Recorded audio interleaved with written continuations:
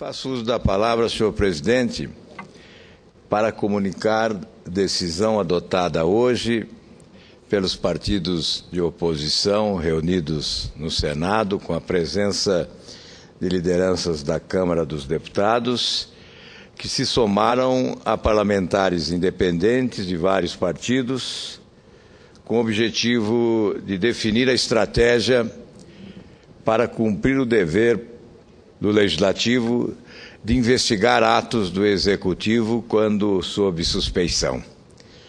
Nos últimos dias, as denúncias gravíssimas envolvendo a Petrobras motivaram o crescimento da indignação popular e a exigência de que o Congresso Nacional adote postura compatível com essas exigências do povo brasileiro, de transparência e, sobretudo, de combate à impunidade. O que decidimos, repito, partidos de oposição e senadores independentes, foi buscar assinaturas para requerimentos propondo a instalação de comissão parlamentar de inquérito. São duas alternativas. A primeira e prioritária diz respeito à Comissão Parlamentar Mista de Inquérito. Se obtivermos as assinaturas necessárias no Senado Federal e na Câmara dos Deputados, teremos a instalação de uma comissão envolvendo senadores e deputados federais para o trabalho de investigação e esclarecimento. Se eventualmente na Câmara dos Deputados não alcançarmos o número de 171 assinaturas e conseguirmos as 27 no Senado, poderemos ter, então, uma CPI exclusiva desta Casa. Creio, senhor presidente, ser responsabilidade primacial do Parlamento. Quando as denúncias provocam tamanho impacto e se constituem de denúncias da maior gravidade, não há alternativa mais adequada do que a Comissão Parlamentar de Inquérito. Trata-se de uma investigação política que complementa a investigação judiciária e colabora com ela. Acima de tudo, propõe transparência aos atos praticados, como resposta às exigências da sociedade. Afinal, a Petrobras já foi a 12ª empresa no mundo.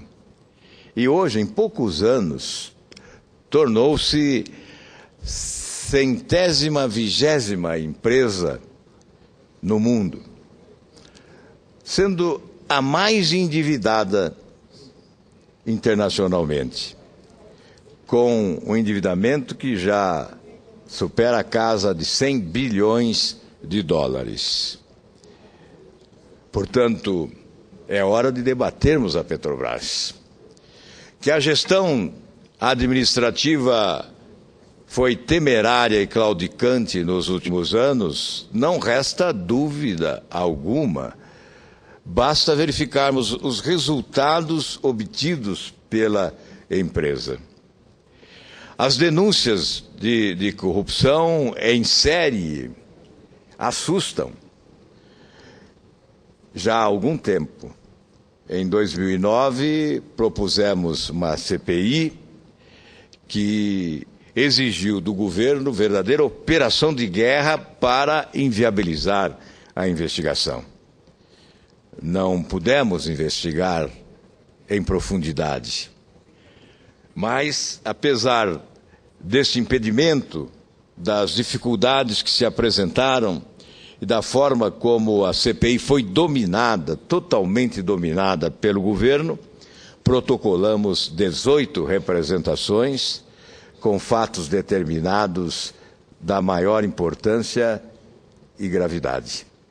Depois, no dia 21 de dezembro de 2012, em nome do PSDB como seu líder, protocolei na Procuradoria-Geral da República uma nova representação pedindo a instauração dos procedimentos para a responsabilização civil e criminal dos envolvidos nessa negociata escusa realizada no Texas com a aquisição da usina em Pasadena, que configurou um prejuízo de mais de $1 bilhão para o nosso país. O que estamos indicando como fatos determinados para a instalação desta CPI agora? Primeiro, o processo de aquisição da refinaria de Pasadena, no Texas, nos Estados Unidos. É o fato momentoso que exige investigação através da Comissão Parlamentar de Inquérito. Segundo, os indícios de pagamento de propina a funcionários da estatal pela companhia holandesa SMB Offshore para obtenção de contratos junto à Petrobras. Terceiro, denúncias de que plataformas estariam sendo lançadas ao mar, faltando uma série de componentes primordiais à segurança do equipamento e dos trabalhadores. E quarto, indícios de superfaturamento na construção de refinarias. A refinaria que apresenta o superfaturamento mais visível e eloquente é Abreu e Lima, em Pernambuco. À época da CPI, em 2009, a avaliação que a assessoria técnica do nosso partido fez é de que o superfaturamento naquela usina alcançaria mais de $2 bilhões. Mas naquela época, a previsão de gastos com a construção da usina era de $2,8 bilhões. Hoje, essa previsão ultrapassa $18 bilhões. Certamente, se aprofundarmos as investigações já iniciadas pelo Tribunal de Contas, que constata a existência do superfaturamento, se aprofundarmos, repito, as investigações, certamente chegaremos a valores exponenciais, quem sabe recordes, em matéria de superfaturamento num país que vai se transformando no paraíso do superfaturamento. Mas não é só Abreu e Lima. Refinaria, eu poderia citar como exemplo a do Paraná, Getúlio Vargas, em Araucária, onde o Tribunal de Contas da União constata um superfaturamento de mais de $800 milhões. Senhor presidente, nós já abordamos essa questão no dia de ontem. Estamos retornando hoje para comunicar esse esforço de partidos de oposição na Câmara e no Senado e de parlamentares independentes para a instalação desta Comissão Parlamentar de Inquérito no cumprimento do nosso dever. Informo que já são 20 as assinaturas colhidas na tarde de hoje nesse plenário. Restam 7 que buscaremos nos próximos dias. Se alcançarmos este quórum de 27 assinaturas, exigência regimental, poderemos promover um grande debate.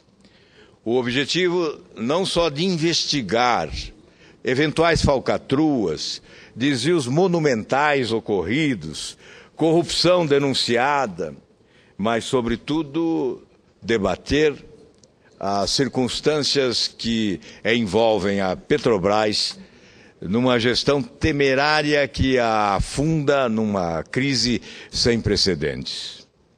Essa empresa que negociou ações na Bolsa de Nova York e que ganhou respeitabilidade internacional pela sua capacidade de exploração do petróleo em águas profundas, sobretudo, com um know-how imbatível em matéria de exploração em águas profundas, com quadros técnicos extremamente qualificados, desgasta sua imagem internacionalmente em função da gestão administrativa desastrada.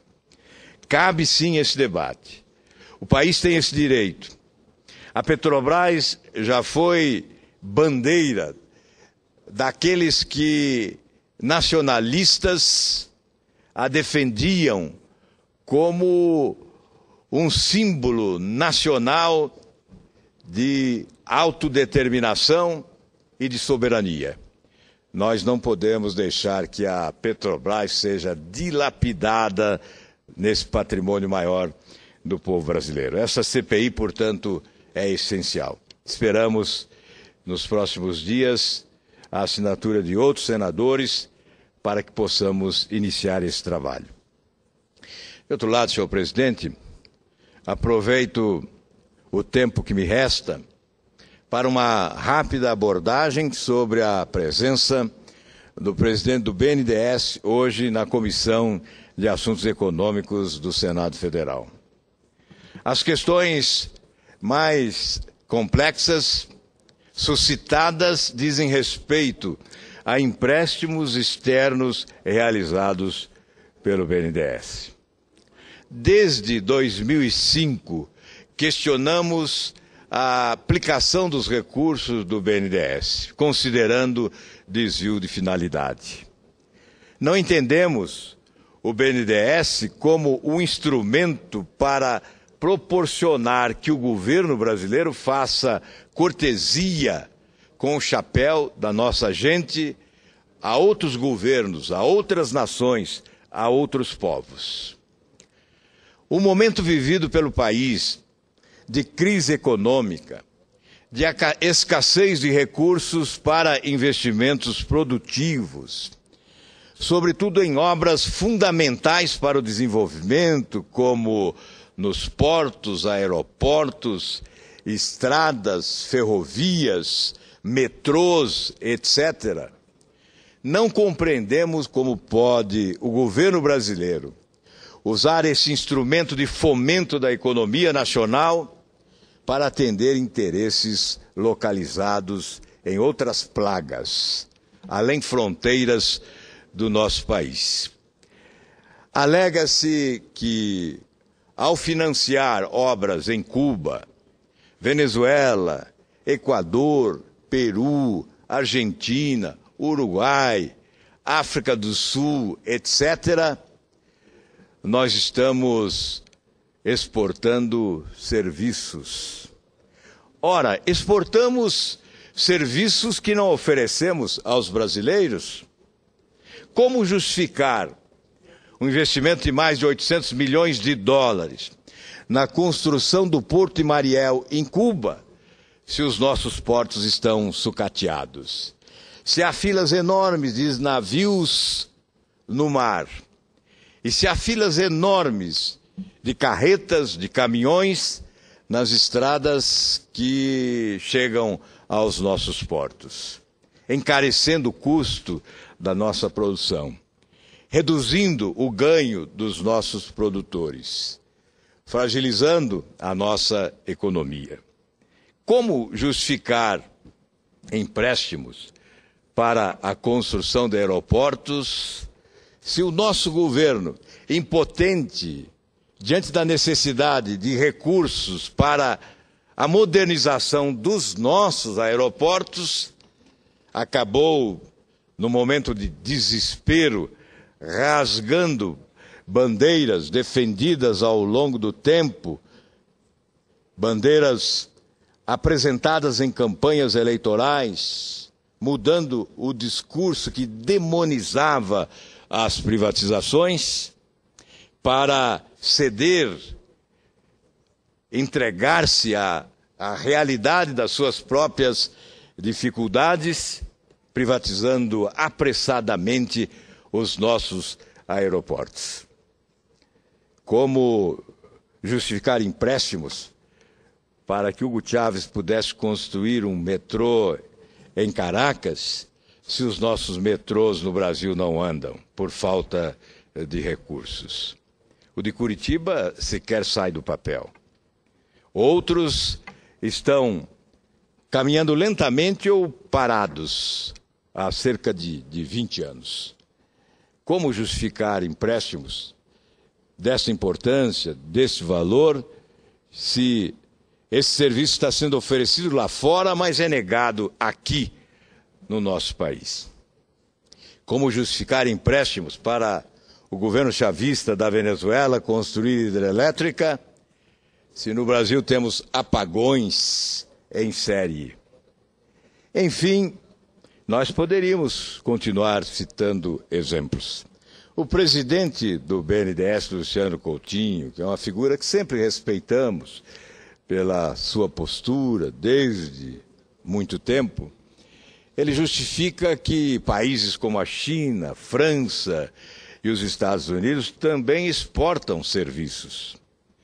Ora, quando nós alcançarmos a evolução destes países, os índices de crescimento econômico destas nações, o estágio em que elas se encontram em matéria de infraestrutura e equipamentos de logística, ou o estágio em que essas nações se encontram em matéria de educação, de saúde, de segurança pública, de serviços essenciais para a população, quem sabe possamos adotar esse expediente de exportarmos serviços a pretexto de gerarmos emprego aqui. Ora, se essa exportação de serviços gera emprego no Brasil, imagine se não houvesse exportação e sim a aplicação dos recursos no nosso país.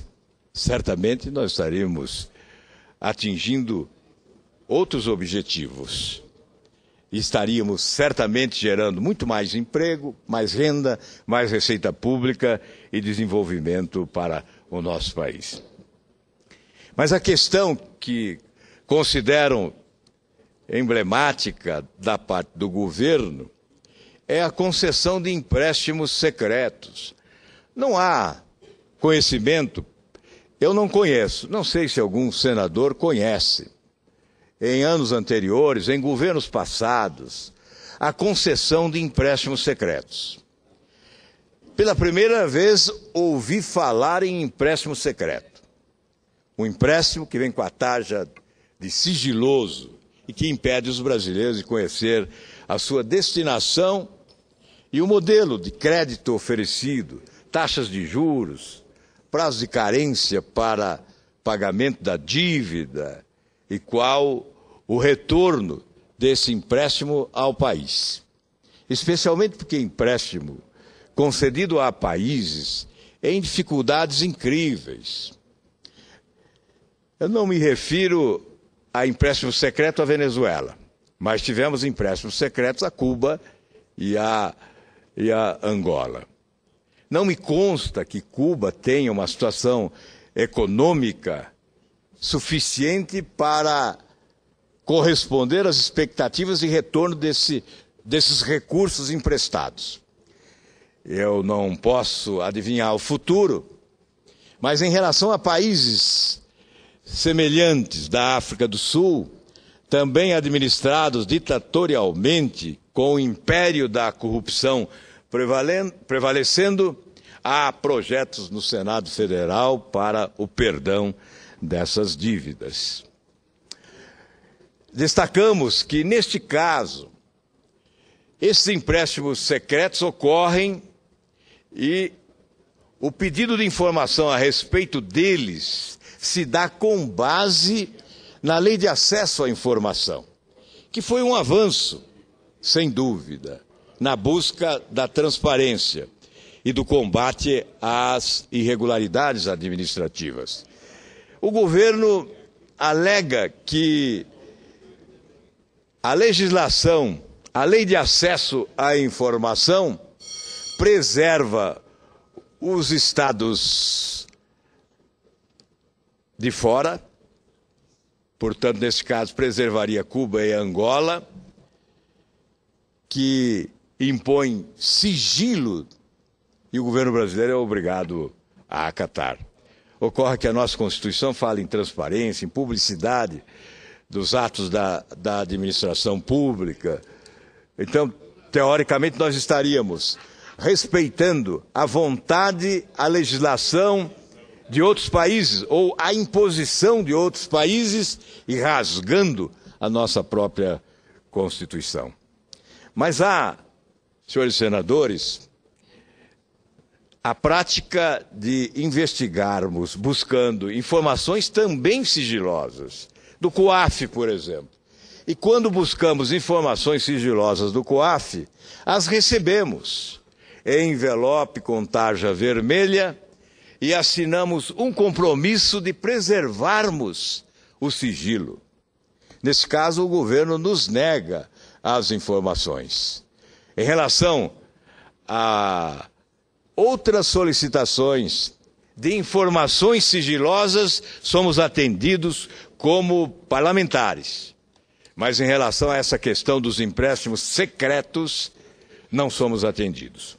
É por essa razão que impetrei mandato de segurança que se encontra no Supremo Tribunal Federal, em poder do ministro Luiz Fux, que é relator, que já intimou a presidente da República, o ministro e o presidente do BNDES, e já acionou o Ministério Público para informações necessárias a fim de que o ministro Luiz Fux possa decidir sobre o acolhimento ou não do mandato de segurança que impetramos.